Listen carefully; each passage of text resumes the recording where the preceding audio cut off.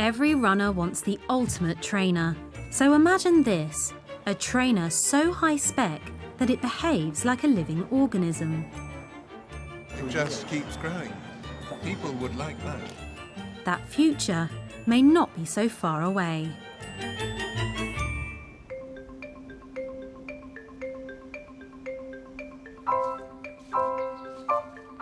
Meet Artemis, a Persian blue cat, and his owner, researcher Dr. Martin Hanzik. Experimenting on the boundaries between the living and the non-living, his findings could revolutionize our relationship with materials.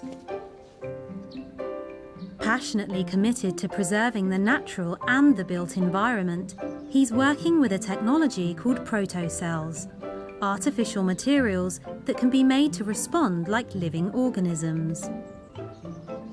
When he's not walking in the Alps, Martin works in the beautiful historic town of Trento in northern Italy.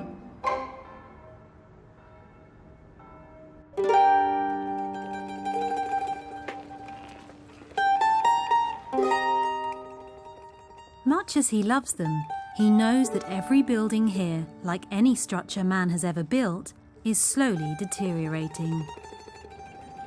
When we look around a city like Trento, we can see that the building materials were set there and they are slowly crumbling into their environment. And this is normal, and actually it adds to some of the romantic beauty of these kinds of ancient places. We can see various types of architecture and various types of materials that were used to build this town over the centuries. And they typically are very hard, static, unresponsive materials that one could shape to make, for example, the paving stones in the streets. Traditional inert materials like marble or even iron and brick can't adapt to their environment. Left unprotected, they would corrode and eventually perish.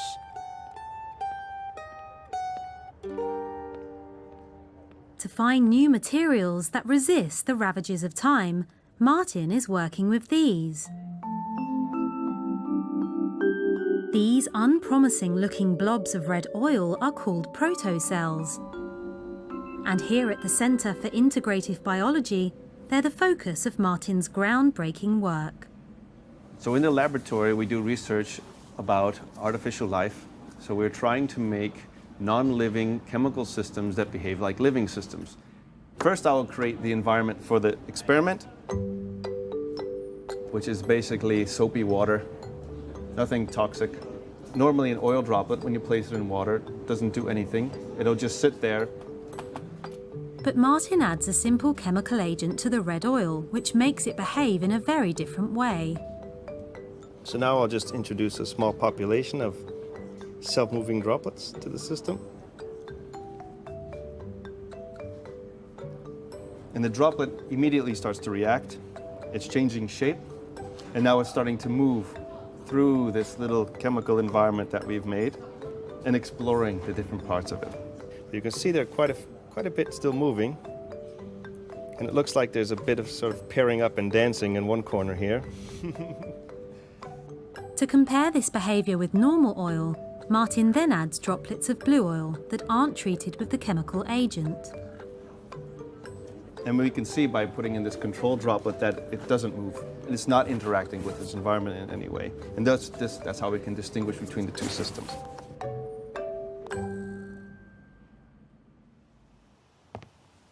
Martin's vision is to apply the principle of these reactive materials to our homes and cities. We are thinking ahead to new kinds of materials that one might be able to use in the built environment to make buildings, to make homes that are more responsive and more integrated into the environment.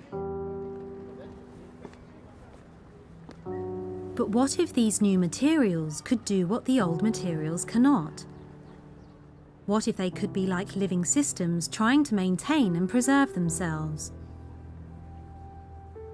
They would need to move to change their environment, just as the oil drop protocell does. One of the future visions for making new materials with lifelike properties is that you would have a structure that is self-repairing, perhaps self-growing, self-reproducing even. It may sound like sci-fi, but Martin's vision has already inspired London-born designer Shamiz Aden.